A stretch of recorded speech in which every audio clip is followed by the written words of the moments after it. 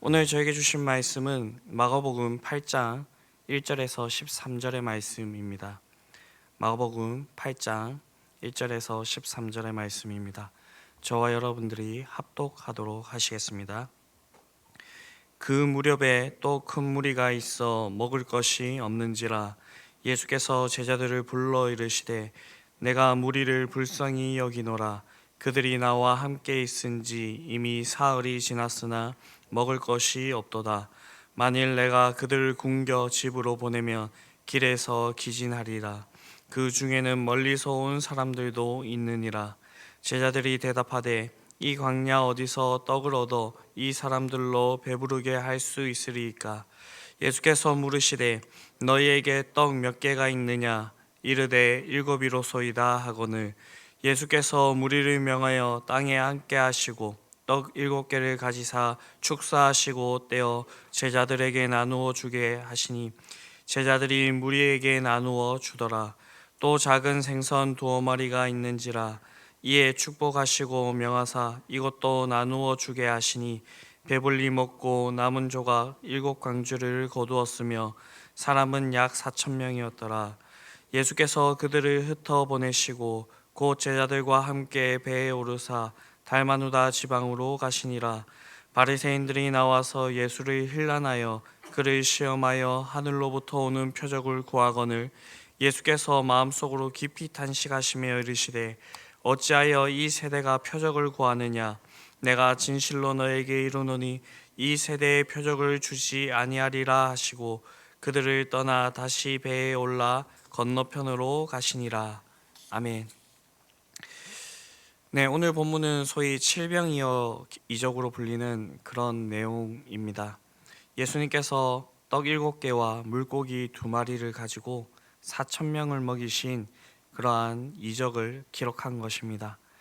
이 이적은 이방 땅 데가볼리 지방에서 베풀어졌습니다. 따라서 이 이적은 벳세다 지방에서 베풀어졌던 그 오병이어 이적과는 유사하지만 분명하게 구별이 되는 그런 이적입니다. 학자들은 그래서 이 내용을 보고 오병이어는 유대인들을 위하여서 칠병이어는 이방인들을 위한 그런 이적이라고 이야기를 합니다. 어찌되었든 예수님께서는 유사한 이적을 이스라엘 땅과 이방 땅에서 각각 한 번씩 이렇게 총 2번의 그런 이적을 베푸셨습니다. 예수님께서는 자신에게 나온 자들을 결코 굶주린 상태로 그렇게 돌려보내지 않으셨습니다. 예수님은 자신에게 나온 자들을 배불리 먹이셨고 그리고 그 배불리 먹고도 남을 것이 있게 그렇게 하셨습니다. 당시에 랍비라 불리는 사람들도 있었고요. 그리고 오늘날에도 스스로 이렇게 큰 스승이다. 그리고 뭐 더 나아가서는 내가 하나님이다, 예수님이다, 보혜사 성령님이다 라고 말하는 사람들은 많지만 네, 이들의 공통적인 모습을 저희가 발견할 수가 있는데 그것은 자신의 일을 위하여서 남을 힘들게 하거나 어렵게 하는 그런 모습들을 볼 수가 있습니다. 이와 반대로 우리 예수님께서는요, 복음서를 보게 되면 예수님께서는 그들을 불쌍히 여기셨고 긍휼히 여기셨다라는 말씀이 많이 있고요. 그리고 그들에게 은혜를 베푸시는 그러한 모습들을 볼 수가 있습니다. 이 예수님께서는요, 네, 그들의 아픔을 친히 체휼하셨던 그런 분이셨습니다. 그래서 우리의 사정을 누구보다도 잘 알고 계시는 분이셨고요. 그리고 우리를 도울 그런 준비도 되어 있는 그런 분이십니다. 그렇기 때문에 우리가 오늘 본문을 통하여서 알 수 있는 것은 우리가 이 예수님께 나아간다면 이 예수님께서는 반드시 우리를 책임져 주신다는 그 사실을 알 수가 있습니다. 그런데 우리가 이것을 우리의 삶에서 그렇게 크게 경험하지 못하고 그렇게 살아가는 이유가 무엇인가 생각을 해보니까 문제는 우리에게 있었습니다. 예수님은 이렇게 우리를 도우시기 위해서 이렇게 준비하고 계신데 우리는 이 주님의 능력을 망각하거나 아니면 까맣게 잊고 있거나 그러한 불신앙에 빠져 있다라는 것입니다. 4절을 보게 되면 제자들은 굶주린 무리들을 불쌍히 여기시는 예수님의 말씀에 이 광야 어디서 떡을 얻어 이 사람들로 배부르게 할 수 있으리까라고 그렇게 이야기를 하고 있습니다.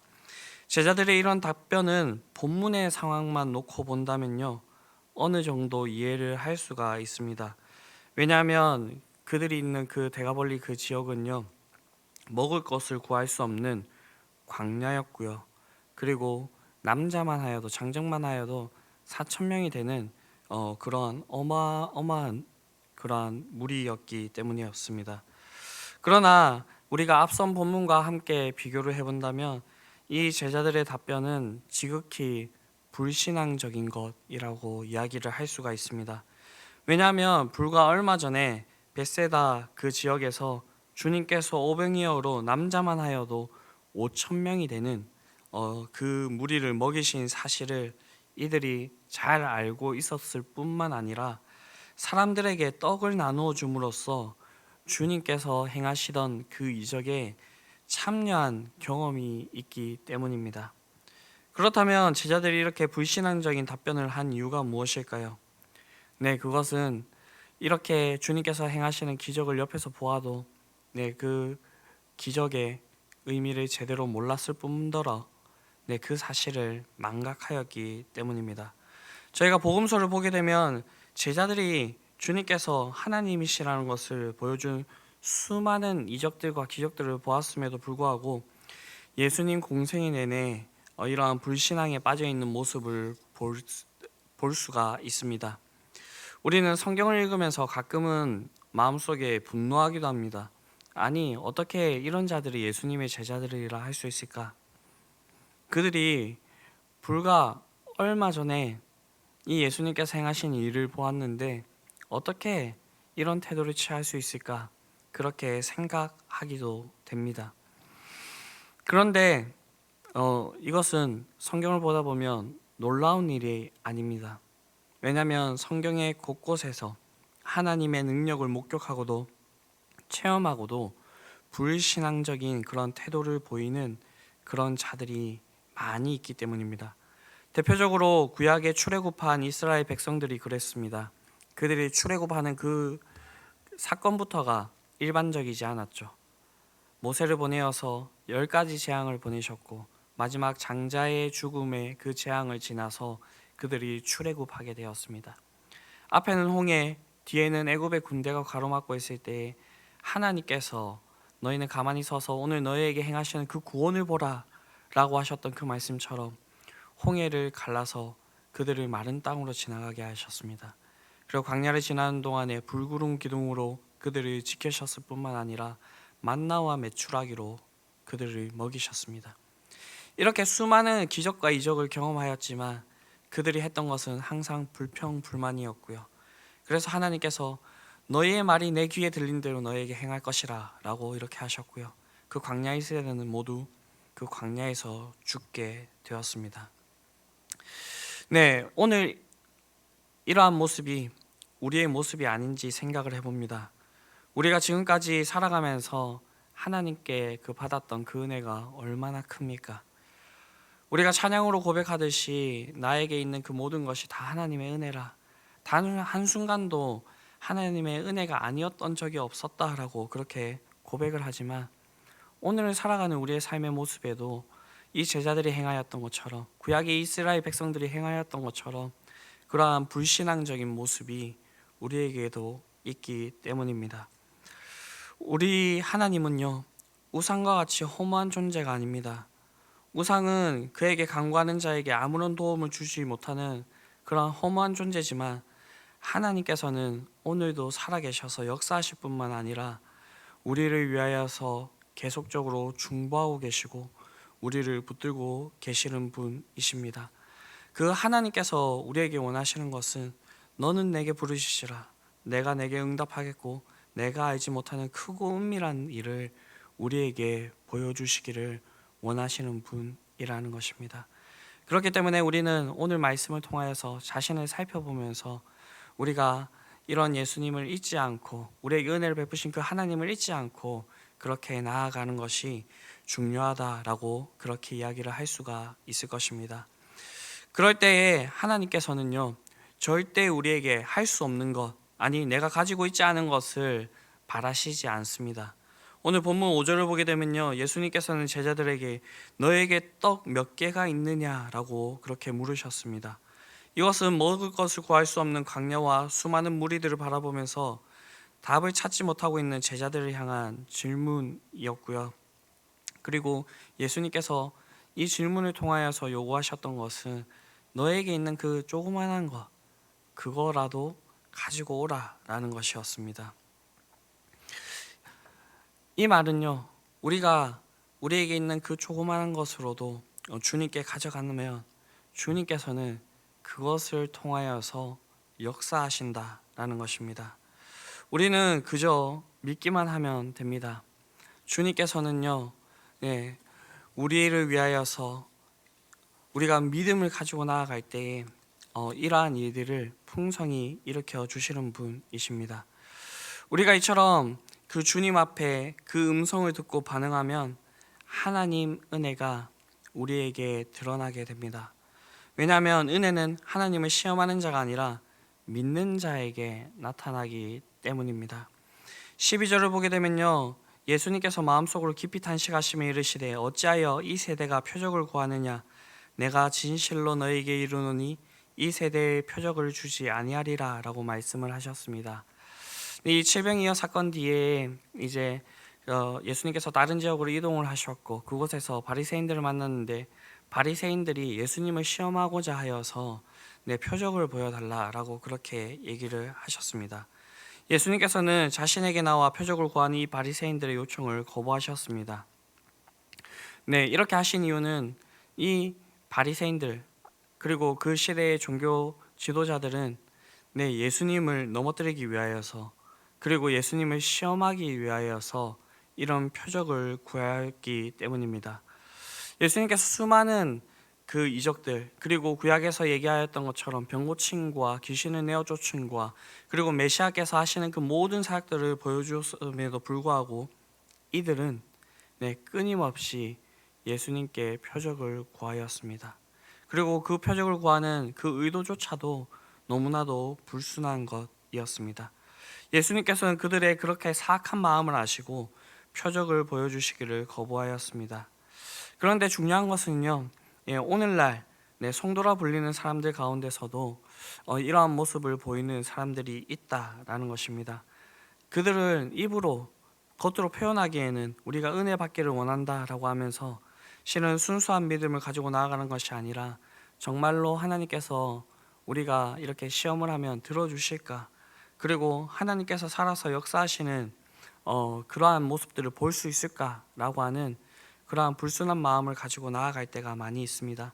성경은 우리에게 무엇이라 이야기를 합니까? 야고보서 1장 6절에서 8절을 보게 되면 오직 믿음으로 구하고 조금도 의심하지 말라. 의심하는 자는 마치 바람에 밀려 요동하는 바다 물결 같으니 이런 사람은 무엇이든지 죽게 얻기를 생각하지 말라 라고 그렇게 얘기하고 있습니다. 그리고 구약에서 끊임없이 하나님께서는 주 너의 하나님을 시험하지 말라라고 그렇게 말씀을 하십니다. 우리가 하나님의 은혜와 능력을 경험하기 원한다면 우리의 문제를 주님께 내어놓고 그저 믿기만 합니다. 우리에게 믿음이 없다고 한다면 우리가 주여 나의 믿음 없는 것을 도와주옵소서, 우리가 그렇게 주님께 간구하며 나아가면 됩니다.